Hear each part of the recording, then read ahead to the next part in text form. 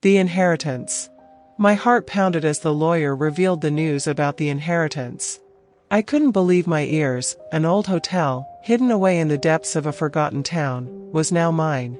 My great-uncle, who had owned the place, had passed away under mysterious circumstances, and it seemed he had left me this cursed property as his only heir. The news was both thrilling and chilling. The journey to the town was long and arduous. It was like stepping back in time. The roads were narrow, winding, and lined with towering trees that seemed to whisper eerie secrets to each other.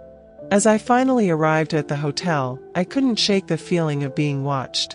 It was as if the very walls were alive, absorbing my presence, and responding with a chilling silence. The hotel loomed before me, a massive and imposing structure that seemed to have lost its former glory. The wooden exterior had weathered over time, giving it an eerie, abandoned appearance. I hesitated before stepping inside, but the need to unravel the mystery of my inheritance overcame my fear. The interior was just as haunting as the outside. Dusty chandeliers hung from the ceiling, cobwebs clung to every corner, and the air was thick with the scent of decay. As I ventured deeper, the creaking floorboards beneath my feet added an unsettling rhythm to my exploration. In one of the rooms, I discovered a collection of old photographs and journals that belonged to my great-uncle. The photographs were sepia-toned and faded, capturing moments from the hotel's heyday. There were portraits of guests, a lively ballroom, and the grandeur of the past. However, it was the journals that sent shivers down my spine. They spoke of strange occurrences, unexplained sounds, and the constant feeling of being watched. My great-uncle's handwriting conveyed his growing unease, as he documented the eerie happenings that plagued him and the hotel. As the days passed, I began to notice peculiar happenings myself. Doors would slam shut on their own, the temperature would drop dramatically in certain rooms, and shadows seemed to dance in the corners of my vision. Sometimes, I would wake up in the middle of the night to whispers that echoed through the hallways, though I could never make out the words. I questioned my sanity, but the evidence was too substantial to ignore. One evening, as I explored the dimly lit basement, I stumbled upon an old cellar filled with an eclectic assortment of items. Among the dusty furniture and forgotten belongings, I found an antique Ouija board. My heart skipped a beat, and a chill ran down my spine, as if some unseen force warned me to stay away. But I couldn't resist the temptation to communicate with whatever was haunting the hotel. With trembling hands, I set up the board on a table and placed my fingers gently on the planchette. "Is there anyone here?" I asked, hoping for a response. At first, nothing happened, and I almost dismissed the whole thing as a silly idea. Then, to my horror, the planchette moved, spelling out a name, Emily. As the connection with Emily grew stronger, I learned of her tragic story. She had been a guest at the hotel, in love with the innkeeper's son. Her love was forbidden, and when her secret romance was discovered, the innkeeper's son was forced into an arranged marriage. Heartbroken and desperate, Emily took her own life in one of the hotel rooms. Since then, her tormented spirit had been trapped within the hotel, seeking solace and a way to be reunited with her lost love. I knew I had to help Emily find peace, but her presence in the hotel was no longer the only unsettling thing. There were other spirits, restless and bitter, who seemed to feed off the energy of the living. They grew stronger, darker, and more sinister with each passing day. The encounters with these entities became increasingly terrifying. Doors would slam with such force that the walls shook, and grotesque faces would appear in mirrors, watching me with malicious intent. The once charming chandeliers would swing violently from the ceiling, threatening to crash down on anyone below. I knew I couldn't face this darkness alone. With the help of the local historian, Ms. Harper, I delved deeper into the hotel's history. Ms. Harper revealed that the land on which the hotel stood had a dark past, long before the hotel was built. It had been a site of ancient rituals and sacrifices, leaving a mark on the place that was now amplified by the events of the past century. As the days passed, Ms. Harper and I researched methods of cleansing and protecting the hotel from the spirits that roamed its halls. We performed rituals, sought out talismans, and sought the help of spiritual mediums, hoping to create a barrier against the darkness that consumed the place. But the spirits were not so easily appeased.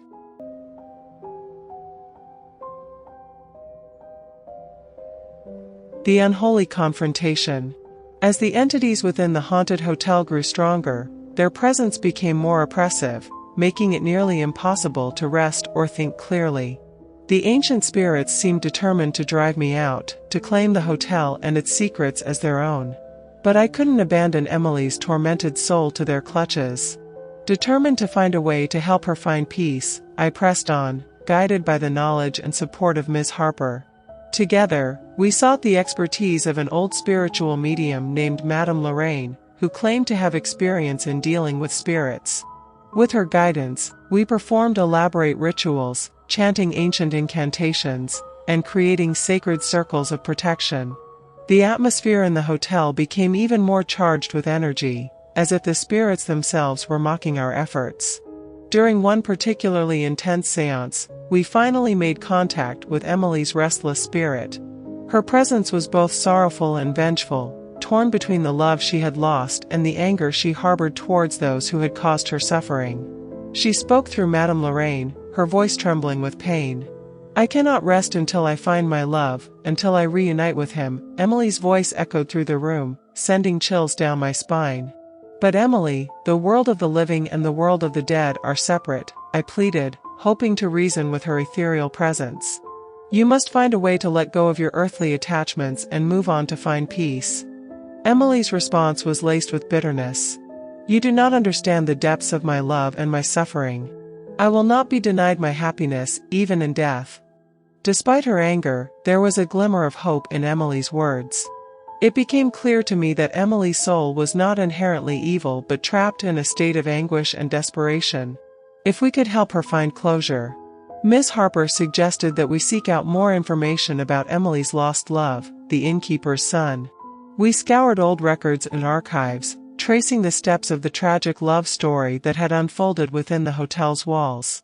Finally, we discovered a hidden journal that belonged to Emily's love, revealing the depth of his feelings for her and the torment he had endured after her death. Armed with this newfound knowledge, we approached Emily's spirit once again, hoping to ease her pain and guide her towards the light. As we gathered in the same room where we had made contact before, the atmosphere grew tense with anticipation. "Emily, we know the truth," I began gently. "Your love for the innkeeper's son was real, and so was his love for you. His heart was shattered when you passed away, and he lived with the burden of guilt and grief. But he never forgot you, and he carried your memory in his heart until his last days." Emily's ethereal form flickered, as if processing the information we shared. The room grew colder, and the candles flickered violently. It was as if the other spirits sensed that their grip on Emily was loosening, and they were desperate to keep her in their realm.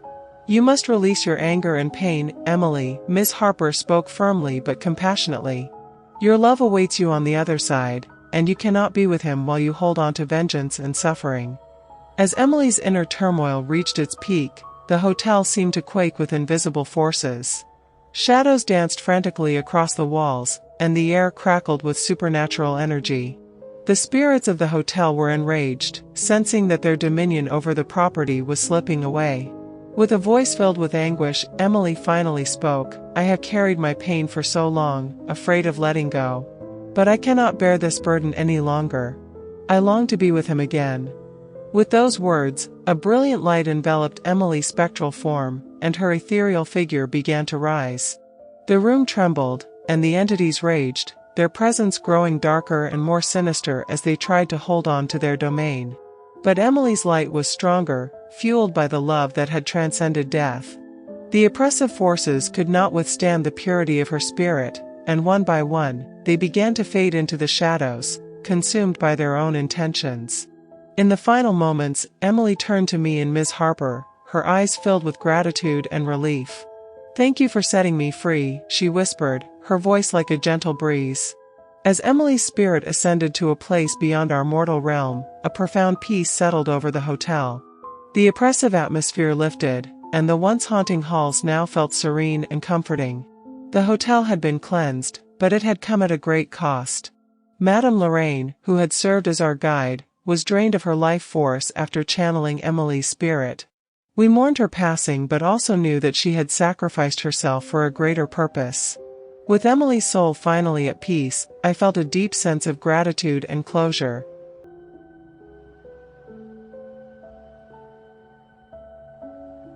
Shadows of the Present. With Emily's spirit finally finding peace, the haunted hotel felt different, lighter, less suffocating. It was as if a weight had been lifted from the very foundation of the building. I couldn't help but feel a sense of relief, but that relief was short-lived.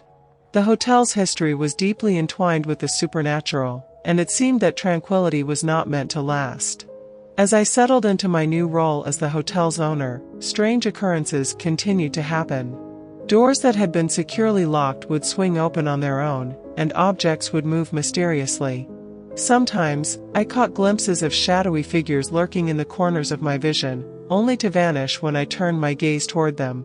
At first, I tried to rationalize these incidents, attributing them to drafts or the hotel's old age. But deep down, I knew that the spirits we had encountered were not the only entities lingering within the building. There was something else, something darker and more sinister than we had previously encountered.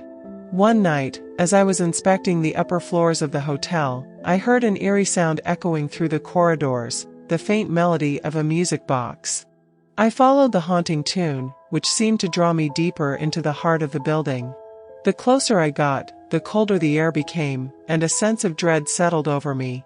The melody led me to a forgotten attic, where an old, weathered music box sat atop a dusty chest.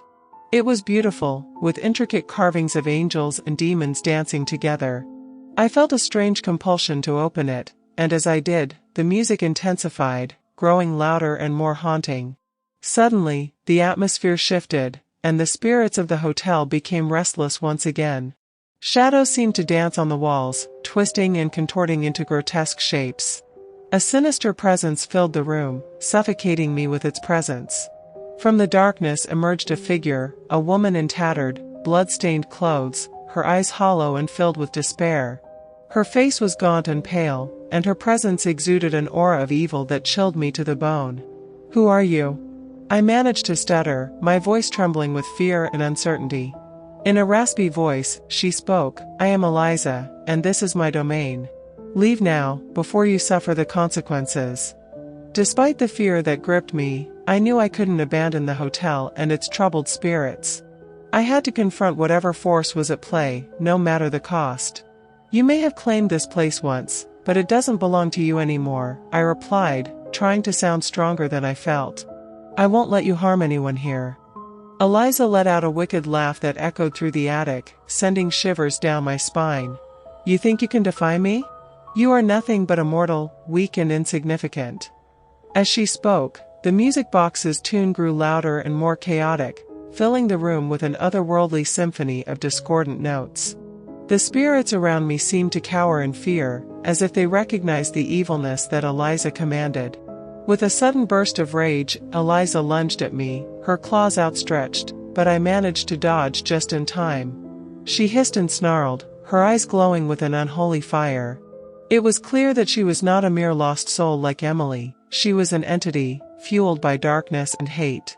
Summoning my courage, I reached into my pocket and pulled out a small talisman that Miss Harper had given me, a silver amulet inscribed with protective symbols.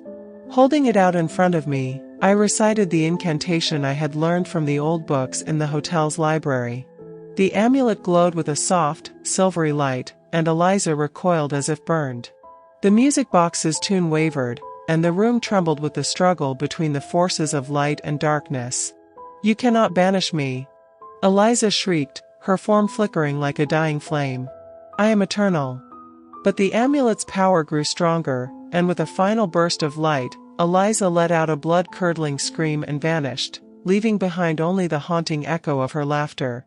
The music box fell silent, and the oppressive atmosphere in the attic dissipated. The spirits of the hotel seemed to sense that the evilness had been vanquished, and an air of peace settled over the old building once more. Yet, I knew that Eliza's defeat was only a temporary victory.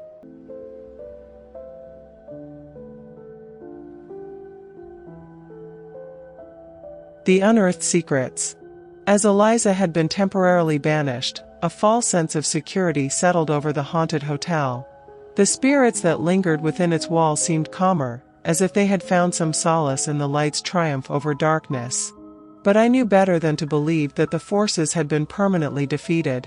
The history of the hotel was a tapestry woven with secrets, and each revelation led to more questions than answers. One evening, while I was exploring the hotel's vast library, I stumbled upon a dusty, leather-bound book hidden on a high shelf.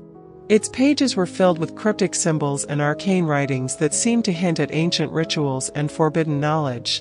As I leafed through the book, I came across a chapter titled "The Veil of Shadows." The chapter spoke of a powerful artifact, the Veil of Shadows, which was said to have the ability to grant its possessor dominion over both the living and the dead. Legends spoke of its power, with tales of those who sought its dark gifts but were consumed by the shadows they wielded.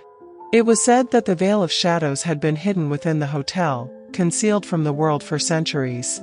As I read further, I became convinced that the evil we had encountered was connected to this cursed artifact. It was the source of Eliza's power and likely the catalyst for the haunting and torment that plagued the hotel.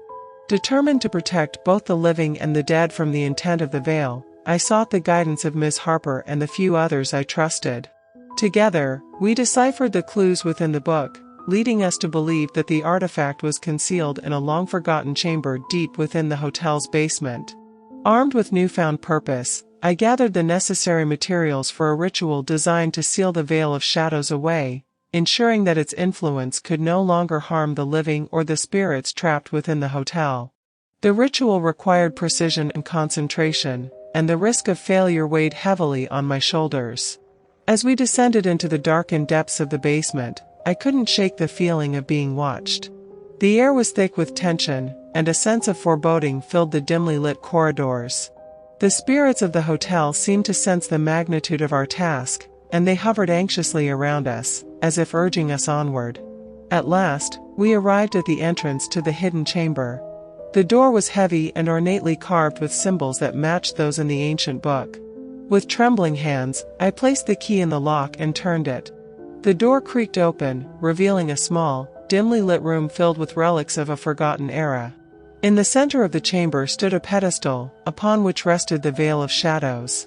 It was a dark, ethereal shroud that seemed to absorb light, leaving only darkness in its wake.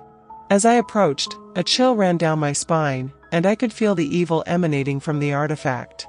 With the help of Ms. Harper and the others, I began the ritual. The air filled with the scent of burning herbs as incense wafted around the room. We chanted ancient incantations, calling upon the forces of light to aid us in our task. As the ritual reached its climax, the Veil of Shadows trembled and flickered, resisting the forces that sought to bind it. The spirits around us seemed to grow restless, as if they could feel the darkness struggling to break free. With a final surge of energy, the ritual succeeded, and the Veil of Shadows was sealed within a protective barrier. A brilliant light filled the chamber, dispelling the darkness, and a collective sigh of relief escaped our lips. The evilness that had once plagued the hotel seemed to dissipate, and a newfound sense of peace settled over the building. The spirits that remained appeared calmer, as if the veil's influence had waned, and they could finally rest. However, our victory was bittersweet. We knew that the malevolence was merely contained, not destroyed. The Veil of Shadows was a powerful and ancient artifact, and there was no guarantee that it would remain dormant forever. As the days turned into weeks, the hotel felt more tranquil than it had since I had inherited it. But there was an underlying tension, a sense that the shadows were merely biding their time, waiting for an opportunity to reclaim their power. In my heart, I knew that my journey was far from over.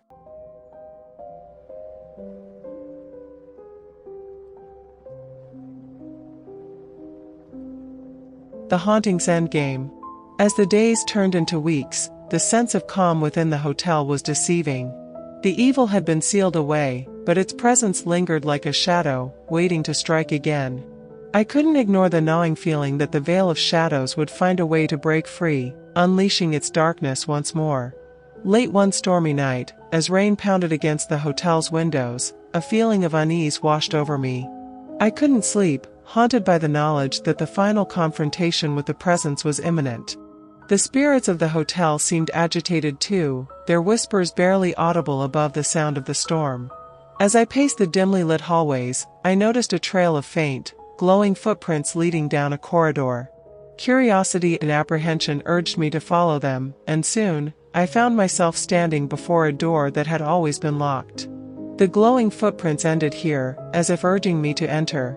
With trembling hands, I turned the doorknob and stepped into a room frozen in time.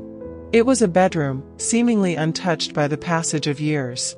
Dust covered the furniture, and old family portraits adorned the walls. But what caught my eye was a painting above the fireplace, a portrait of Eliza. In the painting, she looked beautiful and vibrant, her eyes sparkling with life. It was hard to reconcile this image with the entity I had encountered. As I stared at the painting, a voice echoed in my mind, a voice that was both haunting and sorrowful. Once, I was a woman filled with love and dreams. But my desire for power led me down a dark path, the voice whispered. I turned around, and there she was, the ghost of Eliza, not the apparition I had faced before, but a tragic spirit trapped in her own darkness. I was consumed by jealousy and bitterness. I made a pact with the Veil of Shadows, thinking it would grant me everything I desired, Eliza continued. But it only twisted my soul and filled me with an insatiable hunger for power. I became a creature of darkness. Tears welled up in her ethereal eyes, and my heart ached for her. She was a victim of her own ambition, ensnared by the same malevolence that had threatened the hotel and its inhabitants for centuries. I never wanted to hurt anyone, but the darkness inside me took over, Eliza confessed. The Veil of Shadows is a curse that binds me to this place, and I fear I will never find peace. As she spoke, I felt a surge of compassion for her. She had once been a person with dreams and desires, now trapped in a cycle of torment. The evil that had consumed her was not entirely her fault. She had been lured into darkness by the promises of power and revenge. We can break the curse, Eliza, I said with determination. Together, we can find a way to free you from the veil's grasp and put an end to the misery that plagues this hotel. A glimmer of hope flickered in Eliza's eyes. Do you truly believe that it is possible? Yes, he replied. The strength of love and redemption can overcome even the darkest powers. We will find a way to break the veil's curse and release you from its grip. With newfound determination, I sought the help of Ms. Harper and Madame Lorraine once more. Together, we delved into ancient texts and sought guidance from spiritual realms beyond our understanding. The hotel's spirits were eager to help, offering their strength and guidance in the battle against the dark that still lurked within its walls. The final confrontation was set in motion during a night when the veil between the living and the dead was at its thinnest. With the support of the spirits, we performed a ritual that would sever the ties between Eliza and the Veil of Shadows forever. As the ritual commenced, the hotel quaked with raw energy. The air crackled with power, and the spirits of the hotel surrounded us, their ethereal forms blending with the living in a united front against the darkness. Eliza stood at the center of the room, her form flickering as the veil's influence waned. The evil that had once consumed her now struggled to maintain its hold, weakened by the power of love and compassion that enveloped her. With a final surge of energy, the Veil of Shadows shattered, its dark power dissipating into the ether. Eliza's form glowed with a radiant light, and a sense of serenity washed over the room. As the last echoes of the ritual faded, Eliza's spirit began to ascend, guided by the spirits of the hotel and the love that had redeemed her. With a tearful smile, she bid farewell to the place that had been her prison for so long. The hotel spirits, too, found solace in the light that now filled the building. The tormented souls were finally free to move on, their time as restless apparitions coming to an end. As the days turned into weeks, the hotel transformed. The darkness that had once shrouded it had dissipated, leaving behind a place of tranquility and beauty. The hotel had become a sanctuary for both the living and the spirits of the past. Though the evil was vanquished, the hotel would always be haunted, not by darkness but by the memories of its past and the love that had redeemed it. I continued to welcome guests, sharing the story of the haunted hotel with those who dared to stay within its walls. The haunted hotel became a place of fascination, drawing visitors from far and wide who sought to experience its unique atmosphere. The spirits of the past watched over it, finally at peace, and the legacy of love and redemption lived on within its walls. As I stood on the hotel's grand balcony, overlooking the vast expanse of the property, I felt a profound sense of accomplishment. The darkness that had once threatened to consume the hotel had been transformed into a tale of hope and resilience. And so, my journey with the haunted hotel came to an end. Its secrets had been unearthed, its evil intentions banished, and its spirits finally at peace. As I looked back on my time as its owner, I knew that the haunted hotel would forever hold a place in my heart, a testament to the power of love and the triumph of light over darkness.